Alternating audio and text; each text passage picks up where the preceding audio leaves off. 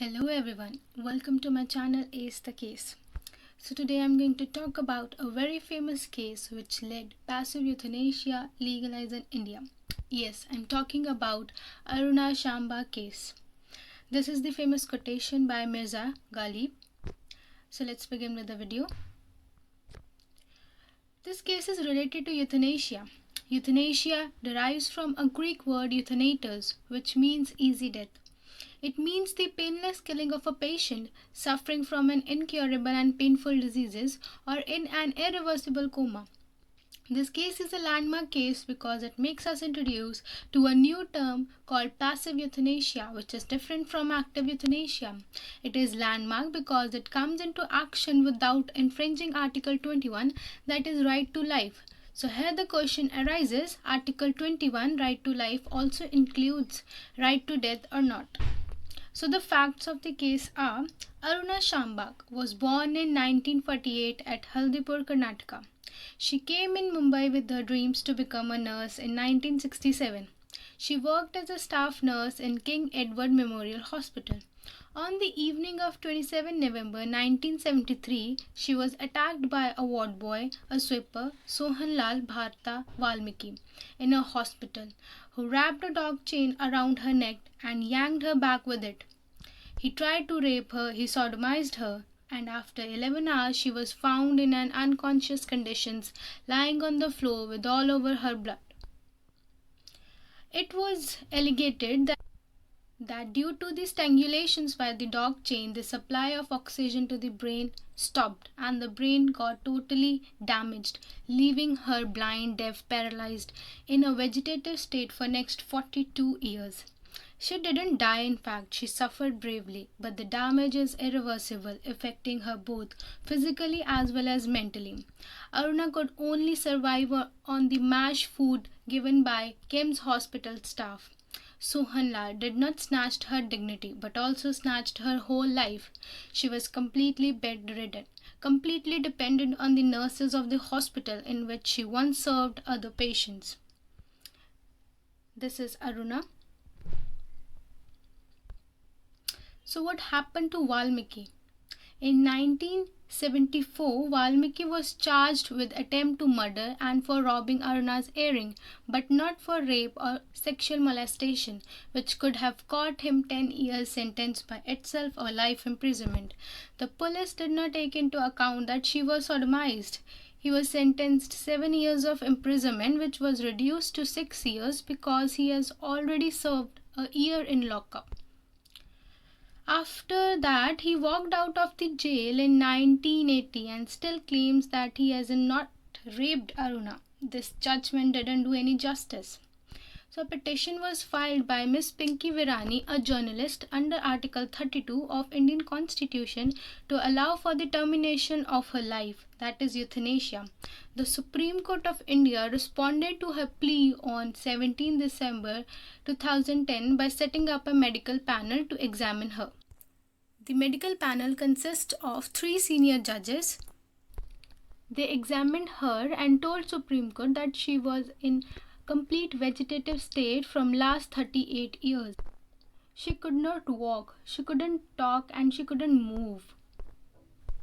So few issues came up in front of Supreme Court. Let's discuss them. Issue number 1. In a person who is in complete vegetative state, that is PVS, should withholdings or withdrawal of life-sustaining therapies be permissible? Is they lawful or unlawful? Issue number 2.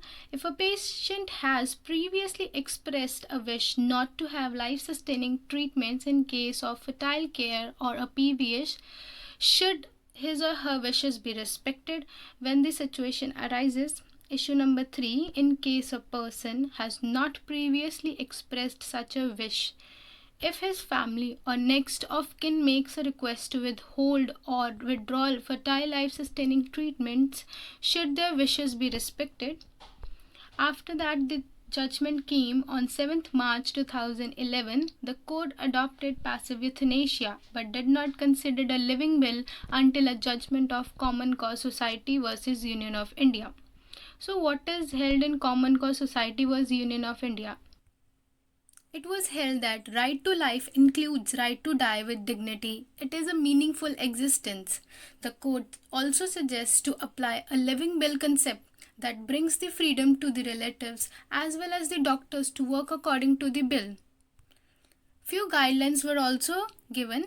The person with unsound mind or the person with sound mind with his total understanding can write a living will that he will be later signed in front of magistrate by the persons who write it and with two witnesses valid. It shall be written clearly that the life supporting systems will be taken back if he comes into the phase of PVS or in an incurable situations.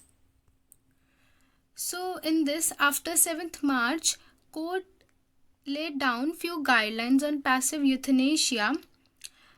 The guidelines were that the decision to discontinue life support will be taken by the parents, spouse, or other close relatives or next friend in absence of them. The decision requires the approval from the High Court. The court considers the nurses of Kim's hospital as Aruna's next friend and gave the power to decide whether passive euthanasia should be given to Aruna or not. The nurses denied and rejected the plea of Pinky as she was not considered her next friend. Since hospital took good care of Aruna and wanted her to live her life, so the petition was declined by the court. PVS, how bad is that? Aruna is in permanent vegetative state, that is PVS. Her pain is incurable and conditions irreversible. She is locked up in her own body to wait for a slow and painful death. Aruna's family unfortunately abandoned her after the hospital started insisting that they should take her home. She occupies the same room outside Ward 4 of the hospital since 38 years. She died of pneumonia on 18 May 2015 after being in a permanent vegetative state for nearly 42 years. So, what is active and passive euthanasia? Active euthanasia entails the use of lethal substances to force to kill a person. An injection is given to a terminal cancer who is in terrible agony. In India, active euthanasia is illegal and crime under 302 and Lee section 304 of IPC. Passive euthanasia entails the withholdings of medical treatments for the continuance of life. For example, if someone is taking antibodies where if they are removed from the body, it is likely to give a patient a painless death, or removing the heart or lung machines from a patient in coma. So with this I end up my video. If you like my video, do let me know.